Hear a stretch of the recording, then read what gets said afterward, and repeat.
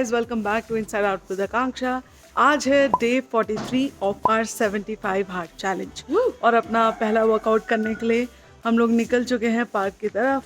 आज पार्क में करने वाले हैं हम इंटरवल ट्रेनिंग, यानी कि थोड़ा सा जॉगिंग और थोड़ी सी वॉकिंग।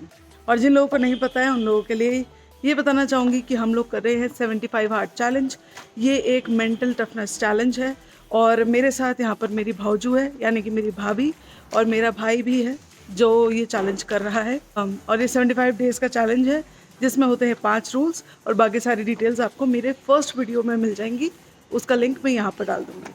तो चलिए फिर हम लोग शुरू करते हैं अपना वर्कआउट।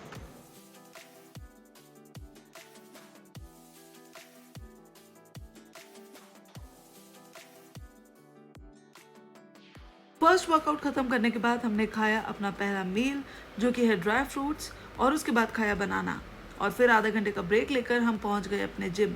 आज जिम में हम कर रहे हैं अपने चेस्ट का वर्कआउट, और आप देख सकते हो कि कैसे हमारी वाट लग रही है यार। हम पिछले हफ्ते से ज़्यादा अपना जो वेट्स है वो बढ़ा चुके हैं और अपनी रेप्स भी बढ़ा चुके हैं, इसलिए हर बार ये इफ़ेक्टिव लगता है।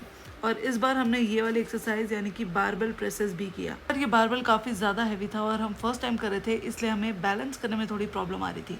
और फिर घर आकर फटाफट से मैंने बनाया स्प्राउट सैलेड। गाइस, इसकी रेसिपी आपको मेरे चैनल पर मिल जाएगी। और फिर मिड मॉर्निंग स्नैक के तौर पर हमने खाया ये ऑरेंज। गाइस, 9 to 1 रूल आजकल बहुत ज़्यादा वायरल हो रहा है, और 9 to 1 रूल और 75 हार्ट चैलेंज में एक्चुअली बहुत ज़्यादा सिमिलैरिटीज़ भी हैं, और इसी वजह से बहुत सारे लोग ये भी सोच रहे हैं कि क्या हम 9 to 1 रूल कर रहे हैं जबकि हम कर रहे हैं 75 हार्ट चैलेंज। एक्चुअली अगर आप 75 हार्ट चैलेंज करोगे तो आप बाय डिफ़ॉल्ट 9 to 1 रूल भी फॉलो कर ही रहे होगे, अगर आप 7 घंटे सो रहे हो एक दिन में तो ही, क्योंकि बाकी जितने भी रूल्स हैं वो बाय डिफ़ॉल्ट आपके 9 to 1 रूल की कैटेगरी में भी आ जाते हैं। जैसे हम 75 हार्ट चैलेंज में 2 वर्कआउट्स कर रहे हैं 45 मिनट्स के, जिसमें से एक हम लोगों का तो वॉकिंग या जॉगिंग होता है, और वैसे ही 9 to 1 रूल में भी यही है कि आपको 9000 स्टेप्स चलने हैं। तो मेरे तो 9000 स्टेप्स एक दिन के पूरे हो ही जाते हैं। और देखा जाए तो 9 to 1 रूल में सबसे मेजर डिफरेंस जो है वो ये है कि आपको इस चैलेंज का कोई ड्यूरेशन नहीं है एग्जैक्ट। जैसे हमारे 75 हार्ट चैलेंज में एग्जैक्टली हमें 75 डेज़ तक इस चैलेंज को कंप्लीट करना है और यही चीज़ रिपीट करती रहनी है। बट 9 to 1 रूल में एज सच आपके ऊपर कोई बाउंडेशन नहीं है, आप कितना भी देर तक इस चैलेंज को कर सकते हो, प्रोवाइडेड कि आप पूरे के पूरे 9 रूल्स फॉलो कर रहे हो।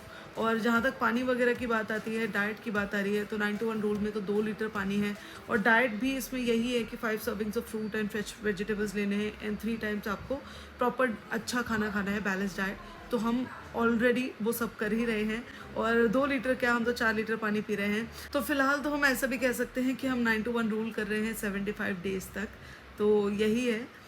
लेकिन ऑब्वियसली 75 हार्ट चैलेंज काफ़ी ज़्यादा टफ है, क्योंकि इसमें वर्कआउट्स, डाइट, पानी, बुक रीडिंग, बहुत सारी अलग अलग चीज़ें हैं, और अगर आप भूलते हो कोई भी एक चीज़ तो आपको वापस इस चैलेंज को रिपीट करना होगा। जो डिफ़िकल्टीज़ जितनी भी आई हैं इस चैलेंज में वो डे 35 के बाद से ही आई हैं। वो भी डिफ़िकल्टीज़ ऐसे फिज़िकली इतनी ज़्यादा कुछ नहीं है, बस ये है कि हमें मेंटली उठने का मन नहीं करता है, और ये सब जो कि आई थिंक मैनेजेबल है, हम लोगों के हाथ में है ये।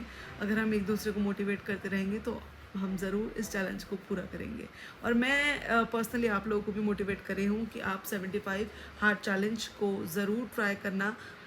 एक चैलेंज, कोई भी एक चैलेंज अगर वो वायरल हो रहा है तभी उसे ट्राई करना ज़रूरी नहीं होता है, जब वो चैलेंज वायरल नहीं होता है तो भी वो आपके लिए बेनिफिशियल हो सकता है। तो 75 हार्ट चैलेंज को आप ट्राई करो और आपको रिजल्ट्स अपने आप पता चलेंगे, आपके बॉडी में क्या चेंजेस आएंगे वो आप खुद फील करने लगोगे। जैसे कि हमने शुगर छोड़ दी है, इतने दिन से हमने शुगर छोड़ दी है, तो हमारी स्किन बहुत ज़्यादा क्लियर हो चुकी है, बहुत ज़्यादा ग्लो करती है, बहुत ब्राइट हो गई है स्किन, वो डलनेस वगैरह सब कुछ जा चुका है। इसके अलावा हमारा नेल और हेयर का जो ग्रोथ और हेल्थ है वो बहुत ज़्यादा बेटर हो गया है। नेल्स बहुत अच्छी तरीके से ग्रो होने लगे हैं, बालों की क्वालिटी भी बहुत अच्छी हो गई है, बाल भी ज़्यादा मुझे अपने थिक और सिल्की और थोड़े लंबे भी फील हो गए हैं। और बॉडी की बात करें तो बॉडी भी बहुत ज़्यादा लाइट फील हो रही है, शुगर की क्रेविंग 0 के बराबर हो गई है, कोई शुगर क्रेविंग एज सच है ही नहीं। और इस चैलेंज का एक हिस्सा ये भी है कि हमें कोई कैफीन इनटेक नहीं करना है, तो हम कॉफ़ी भी नहीं पी सकते हैं, और ऑब्वियसली अल्कोहल भी नहीं पी सकते हो आप। तो एक तरीके से आपकी बॉडी बहुत अच्छी तरह से डिटॉक्स मोड में है, वो भी 75 डेज़ तक। So I think that you should also give it a try. दोपहर के बज रहे हैं 2 और हो गया है हमारे लंच का टाइम। आज हमने बनाया है वेजिटेबल पोहा और इसके ऊपर थोड़ा सा नारियल भी ग्रेट करके डाल दिया है। इसकी रेसिपी आपको मेरे चैनल पर मिल जाएगी। उसके बाद तकरीबन 4 बजे शाम को हमने खाया पाइनएप्पल, जो बहुत टेस्टी और जूसी था। और फिर आती है डिनर की बारी। आज डिनर में मैंने फिर से बनाया सोया और पनीर की सब्जी और 2 रोटी विद घी। हेलो गाइस, इस वक्त बज रहे हैं रात के 10:50 और मेरे सारे टास्क कंप्लीट हो चुके हैं। कल जाना है भाउजू को ऑफिस, इसलिए भाउजू और मुझे कल 5:30 नहीं बल्कि 5 बजे उठकर दोनों वर्कआउट्स करने होंगे कंप्लीट। तो आज हम दोनों इसलिए थोड़ा सा जल्दी सोने की कोशिश कर रहे हैं। तो चलिए फिर आज यानी कि डे 43 को यहीं पर ख़त्म करते हैं।